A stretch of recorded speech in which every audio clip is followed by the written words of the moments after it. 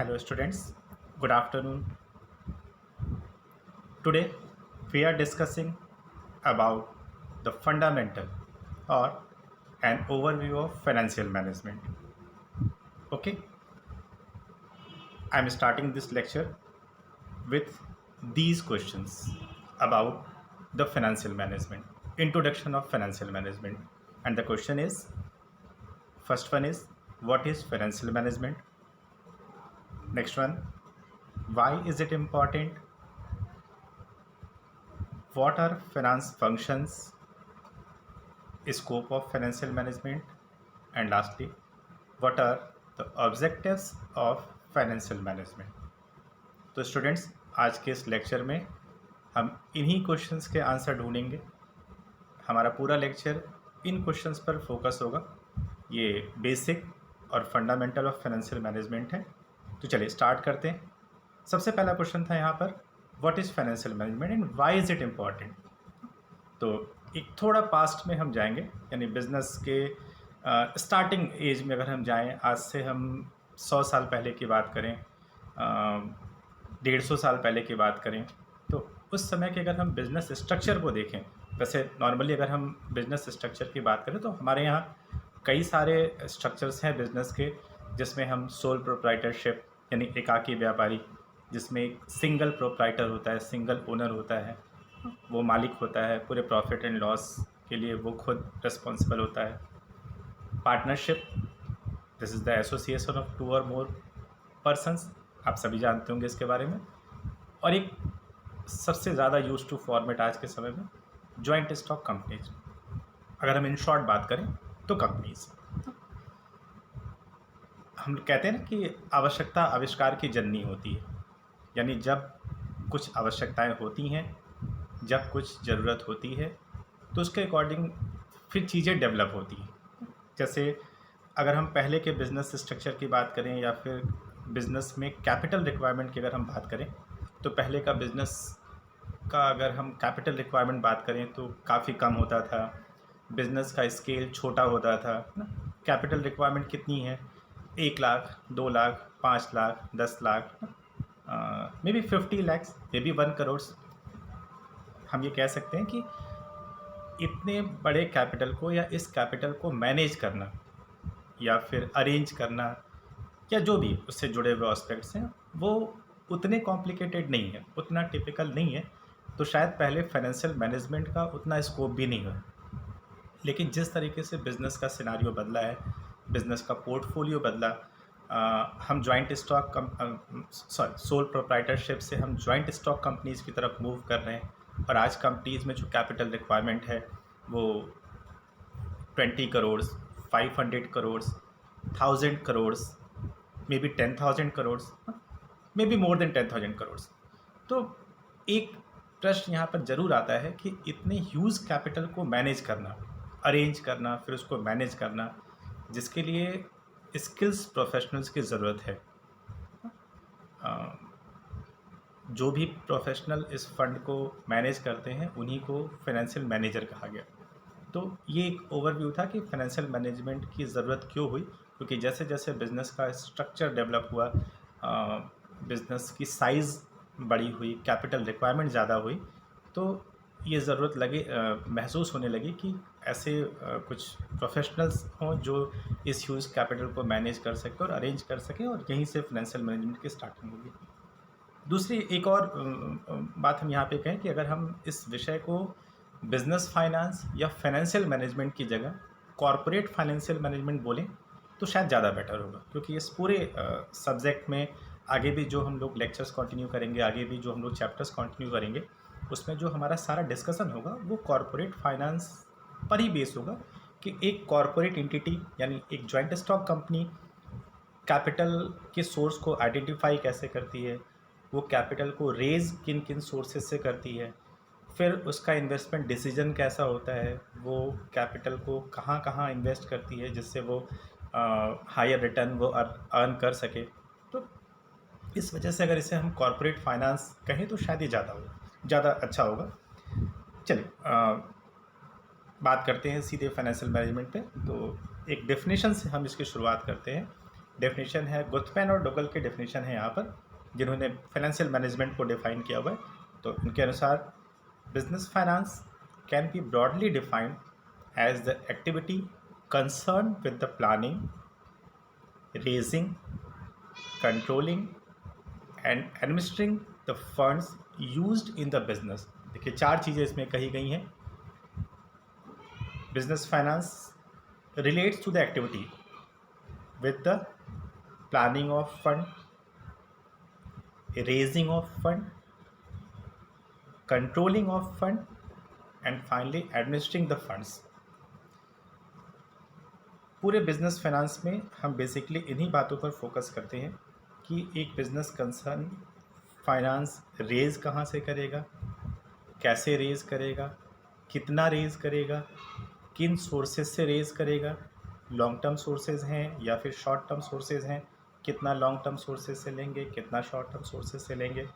Then after उस capital को जो अरेंज्ड कैपिटल है उसको हम इन्वेस्टमेंट कैसे करेंगे। हम लॉन्ग टर्म इन्वेस्टमेंट कर रहे हैं तो कहाँ पे कितना कर रहे हैं, हम शॉर्ट टर्म इन्वेस्टमेंट यानी वर्किंग कैपिटल मैनेजमेंट कर रहे हैं तो वो कैसे कर रहे हैं। एंड फाइनली जब कंपनी को अर्निंग होती है, अर्निंग्स को डिस्ट्रीब्यूट करने की बात आती है, तो डिविडेंड को डिस्ट्रीब्यूट करने की हमारी स्ट्रेटेजी क्या होगी, हम कैसे डिस्ट्रीब्यूट करेंगे, कितना डिस्ट्रीब्यूट करेंगे, हम कौन सी पॉलिसी फॉलो करेंगे डिविडेंड डिस्ट्रीब्यूशन के संदर्भ में। यही सारी चीज़ें जो फाइनेंशियल मैनेजमेंट का एक विषय वस्तु या फिर चीज़ें। बात करते हैं एम्स ऑफ फाइनेंस फंक्शंस। क्या उद्देश्य है फाइनेंस फंक्शन का। ऊपर के डेफिनेशन में ही ये चीज़ें लिखी हुई, जो ऊपर डेफिनेशन है उसमें ही ये बात क्लियर हो गई कि फाइनेंशियल मैनेजमेंट के बेसिकली ऑब्जेक्टिव या फाइनेंस फंक्शन के जो बेसिक एम्स या ऑब्जेक्टिव्स हैं वो क्या है। तो सबसे पहला लिखा गया एक्वायरिंग सफिशिएंट फंक्शंस,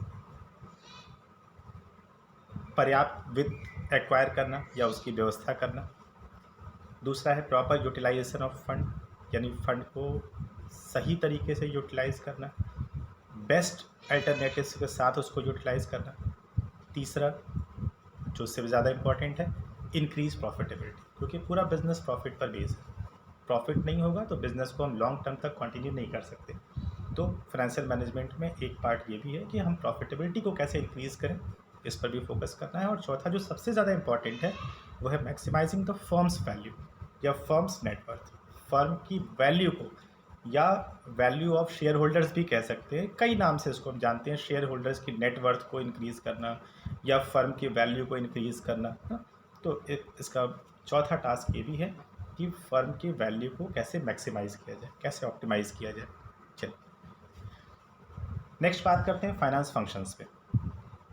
अभी पहले भी हमने ये कहा था कि डेफिनेशन में ये बात लिखी हुई है, ये बात उसमें मेंशन की गई है कि फाइनेंशियल मैनेजमेंट का जो बेसिक ऑब्जेक्टिव है या फिर बेसिक फ्रेमवर्क है वो यही कि how to raise the required fund, where and how to invest the fund and finally what policy should be adopted for dividend distribution. और इसी को हम फाइनेंस फंक्शन में भी दिखा रहे हैं। आप एक फ्लो चार्ट दिया गया है, आप इससे समझिएगा।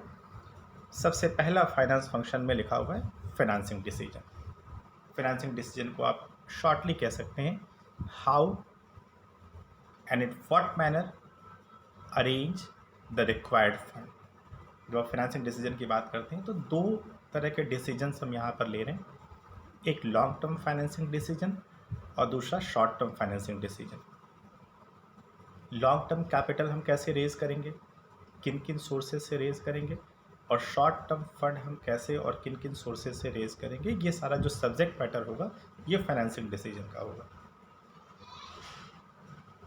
अगर हम कॉरपोरेट कैपिटल स्ट्रक्चर की अगर हम बात करें, यानी कंपनी के कैपिटल स्ट्रक्चर की अगर हम बात करें, तो बाकी सारे बिजनेस के फॉर्मेट्स के कंपैरिजन में, यानी अगर सोल प्रोप्राइटरशिप में अगर कैपिटल अरेंजमेंट के सोर्सेज अगर देखे जाएँ तो may be sole proprietor bank से लोन ले सकता है, अपने किसी फ्रेंड या रिलेटिव से लोन ले सकता है, खुद से वो ओन कैपिटल वो लगा सकता है। पार्टनरशिप की बात करें तो पार्टनरशिप में भी कैपिटल रेज करने के यही सोर्सेज हैं कि पार्टनर्स खुद से कैपिटल एम्प्लॉयड कर सकते हैं या फिर वो बैंक से लोन ले सकते हैं या फिर किसी भी ऐसे जो नोटिफाइड प्लेसेज है जहाँ से वो लोन ले करके फर्म में कैपिटल एम्प्लॉयड कर सकते हैं। लेकिन अगर हम कंपनी की बात करें, जैसा कि कंपनी के डेफिनेशन में ही लिखा हुआ है, company is an artificial legal person created by law, and its capital divided into shares. Again I repeat, its capital divided into shares. यानी कंपनी का जो कैपिटल स्ट्रक्चर है या जो कैपिटल अरेंज करने के सोर्सेज हैं वो थोड़े कॉम्प्लेक्स हैं। यानी कुछ अलग तरह के सोर्सेज हैं जिनसे कंपनी कैपिटल रेज कर सकती है। फॉर एग्जांपल शेयर्स हैं, डिवेंचर्स हैं, बॉन्ड्स हैं, लॉन्ग टर्म डेब्ट्स हैं। तो लॉन्ग टर्म फाइनेंसिंग डिसीजन में जब हम बात करते हैं तो हम यहाँ पर यही डिसाइड करते हैं कि कंपनी लॉन्ग टर्म फाइनेंस या लॉन्ग टर्म फंड कैसे, कितना और कहाँ से रेज करेगी। इसके अंदर में अगर हम देखेंगे तो 3 टॉपिक्स हैं जो आगे हम 3 अलग अलग चैप्टर्स के रूप में डिस्कस करेंगे। उसमें सबसे पहला है कॉस्ट ऑफ कैपिटल, यानी compute the required cost of capital, in short the use cost of particular source of capital. अगर हम किसी भी सोर्स से कैपिटल रेज करते हैं तो बट ऑब्वियस है कि उसको यूज़ करने के बदले में हम उसकी कुछ कॉस्ट पे करेंगे। फॉर एग्ज़ाम्पल अगर हम बैंक से लोन लेते हैं, बैंक का रेट ऑफ इंटरेस्ट 8% है और हमने बैंक से 1 लाख रुपए का लोन अगर लिया हुआ है तो 1 लाख रुपए के लोन के बदले में हम बैंक को 8,000 रुपये पर एनम का ब्याज चुकाएंगे। यानी 1 लाख रुपए की कैपिटल को यूज़ करने की जो कॉस्ट है वो 8,000 रुपीज़ है। यानी 8,000 रुपीज़ हम एक्स्ट्रा पे करते हैं तो उस 1 लाख रुपए की कैपिटल को हम यूज़ करते हैं। This is cost of capital. Similarly अगर हम डिवेंचर्स से पैसा कलेक्ट करते हैं या बॉन्ड्स से कलेक्ट करते हैं या डिविडेंड शेयर्स से पैसा कलेक्ट करते हैं तो डिवेंचर्स और बॉन्ड्स पर हम इंटरेस्ट पेमेंट करते हैं। This is cost of capital. Share holders को उनके शेयर कैपिटल को यूज़ करने के बदले में हम रिवॉर्ड में डिविडेंड पेमेंट करते हैं। This is also the cost of capital, cost of equity. तो कौन सी सोर्स हमें कितनी लगानी है, कितना एम्प्लॉयड करना है, इसके संदर्भ में सबसे पहला और सबसे इम्पॉर्टेंट हमारा डिसीजन ये होगा कि हम पहले उसकी कॉस्ट पता करें। क्योंकि जो सोर्स महंगा होगा ऑब्वियस है कि अगर हम स्ट्रक्चर बना रहे हैं उस स्ट्रक्चर पे हमें डेब्ट भी रखना है, इक्विटी भी रखना है, तो हम दोनों की कॉस्ट पता कर लें। जिसकी कॉस्ट ज़्यादा होगी हम उसको अपने कैपिटल स्ट्रक्चर में कम प्लेस देंगे, जिसकी कॉस्ट कम होगी उसको ज़्यादा प्लेस देंगे। लेकिन और भी कई सारे फैक्टर्स हैं। हम ये फिर से रिपीट करें कि सिर्फ कॉस्ट ऑफ कैपिटल ही एक फैक्टर नहीं है जिसके बेस पर हम कंपनी का कैपिटल स्ट्रक्चर डिनोट करेंगे। लेकिन ये भी एक फैक्टर है कि जब हम कैपिटल स्ट्रक्चर एस्टिमेट करते हैं और कैपिटल कितना किस सोर्स से लगाना है तो उसमें कॉस्ट ऑफ कैपिटल भी एक इम्पॉर्टेंट फैक्टर होगा। नेक्स्ट पार्ट है कैपिटलाइजेशन। बड़े आसान से शब्दों में अगर हम आपसे बात करें तो कैपिटलाइजेशन का मतलब है पूंजीकरण। तो पूंजीकरण या कैपिटलाइजेशन का सिंपल मीनिंग ये है to estimate the required capital. मतलब अगर हम एक कंपनी शुरू करने जा रहे हैं तो कंपनी की रिक्वायर्ड कैपिटल कुल कितनी होगी, कितनी कैपिटल की रिक्वायरमेंट है, इसी का एस्टिमेशन करना, this is called as the capitalization. लेकिन इसका ये मतलब नहीं है कि कैपिटलाइजेशन की ज़रूरत सिर्फ जब हम एक नई कंपनी इस्टेब्लिश करते हैं और कितना कैपिटल लगाना है सिर्फ उस समय इसकी ज़रूरत है। नहीं, एक रनिंग बिजनेस में भी यानी एक रनिंग कंपनी में भी कैपिटलाइजेशन का कॉन्सेप्ट होता है। यानी एक एग्जिस्टिंग बिजनेस में अगर हमें कैपिटलाइजेशन को डिफाइन करना है तो वहाँ पर कैपिटलाइजेशन को हम कह सकते हैं to find out the accounting value of capital. यानी उसमें हम कैपिटल के अकाउंटिंग वैल्यू को पता करते हैं, whether the company is over capitalize, under capitalize और ऑप्टिमम कैपिटलाइज। तो इसको एक एग्जिस्टिंग कंपनी के लिए कैपिटलाइजेशन का मतलब ये है कि to find out the accounting value of capital, यानी कैपिटल के अकाउंटिंग वैल्यू को पता करना। और अगर एक कंपनी न्यूली इस्टेब्लिश्ड होने जा रही है या शुरू होने जा रही है तो उसके लिए कैपिटलाइजेशन का मतलब होता है to estimate the required capital, यानी जितनी अनुमानित पूंजी है उसका आकलन करना, कितनी पूंजी की ज़रूरत है। नेक्स्ट पार्ट था इसमें कैपिटल स्ट्रक्चर। कैपिटल स्ट्रक्चर को सीधे सीधे आप ये कह सकते हैं टू एस्टिमेट या to maintain the ratio between the different sources of capital. For example अगर हमें कंपनी को स्टैब्लिश करने के लिए 500 करोड़ रुपए की ज़रूरत है तो इस 500 करोड़ में डेब्ट कितना होगा, इक्विटी कितना होगा, यानी हम शेयर कैपिटल से कितना पैसा इकट्ठा करेंगे और डेब्ट कैपिटल चाहे वो डिवेंचर्स हो, बॉन्ड्स हो या लॉन्ग टर्म डेब्ट्स हो, इनसे कितना पैसा इकट्ठा करेंगे। तो इसी को आप सीधे